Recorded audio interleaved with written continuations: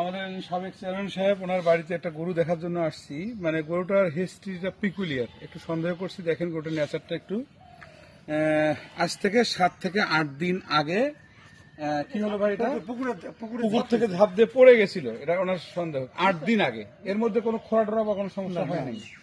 কালকে জ্বর আসছে, জ্বরের জন্য জ্বর টর মেপে টেপে জ্বরের একটা ওষুধ দেওয়া হয়েছে, একজন এসে করে গেছেন।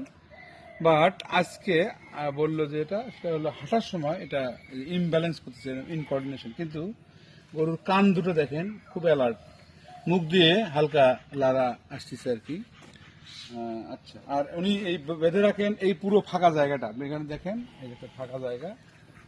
এখানে চেয়ারম্যান সাহেব উনি প্রফেসর মানুষ, উনি একা থাকেন, ভাবি আছে, উনি ওটা দেখেন। তো আমরা যেটা সন্দেহ করতেছি যে হয়তো মেবি কুকুরের সঙ্গে কোনো সংস্পর্শ অথবা কুকুরের উচ্ছিষ্ট খাবার খাওয়া অথবা কুকুর কামড় দেওয়ার এরকম লক্ষণ হতে পারে। প্রচন্ড জ্বর, এটা ফেব্রুয়ারি স্টেজ আছে, কালকেও জ্বর দিচ্ছে, আজকে 105 জ্বর দেখা গেল, মুখ দিয়ে লাল এবং গরুটা অস্থিরতা দেখেন, ভয় করে অল্প কি।